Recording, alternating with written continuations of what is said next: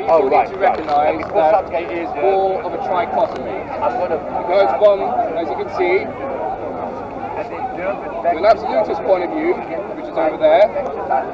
He effectively thinks that the individualists and the communists are just as bad as each other because they don't believe in hierarchy, religion, or tradition. And if you can see, the absolutist sees the world like this. There's moderates. From the further left you go from socialist to communist. And here's utopia. The further right you go from conservative to fascist, but it could be a different word, and monarchist. That is their wet dream, basically. Now, from an individualist point of view, which values freedom above all, they think that the communists and the absolutists are just as bad as each other because they believe in collectivism, which means they don't value freedom. You have to be in favour of a state, or king, or emperor. So, as you can see, from their idea of the dichotomy, you are moderate, and the further left you go, they kind of throw in the communists and the absolutists and the fascists all in one box because they're collectivists. Now their wet dream, the more right you go from conservative to libertarian to anarchist, which believes in some utopian vision where there's no government, that you're absolutely free to pursue whatever degenerate thing you want to do. That is their wet dream. Now we get to the communists. Now the communists think the individualists and the absolutists are just as bad as each other because they don't believe in equality as their main value. So, a communist thinks that to be moderate is to be Labour. And the further left you go, become socialist and communist and anarchist, which believes in some utopian family, quite similar to the individualists or libertarians' wet dream, that live in some happy family where we don't have to have money, we just share everything, and the world will be some flower, daisy, whatnot fantasy.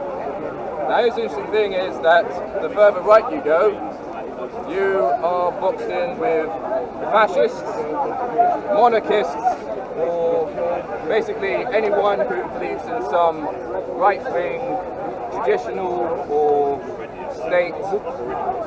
This is the funny thing, is like, you got to remember that there's a slight difference between fascism and communism. Because being a fascist, yes, you do value the state as the ultimate power, but they often have a slight bit of traditionalism, so that state power might have, oh, you must value your race, or your ethnicity as your absolute, or a dictator of some sort.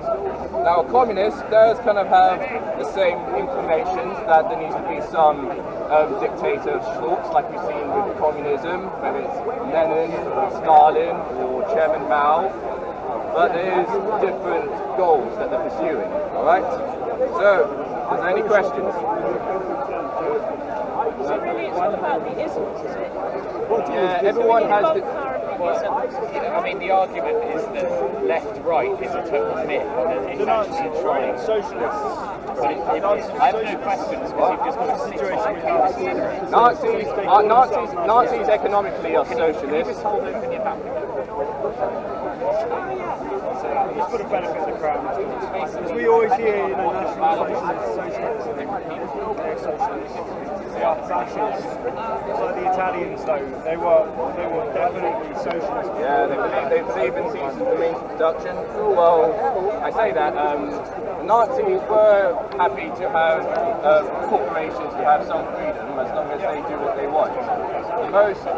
If you want an economy or a superpower that follows Nazi rhetoric, then I would say it is the CCPs, or the Chinese Communist Party. They also have the corporations with some degree of freedom, or ultimately... Yeah, they do have some traditionalism. They do value Confucius to a certain extent, because that was create good outcomes for the family, but ultimately they want each and every Chinese person to have unrelenting loyalty to the party and not their family. They're happy. They want the family. They want a communist Chinese child to rat out their family if they say anything negative about the party. A lot of libertarians would say that fascists, they would call communism fascist. Yeah. They would say national socialism. Yeah, an individualist or a libertarian would lump in Nazis, communists, and all the same pile. It's inaccurate, but it's understandable because they value freedom. Forget about one way to go.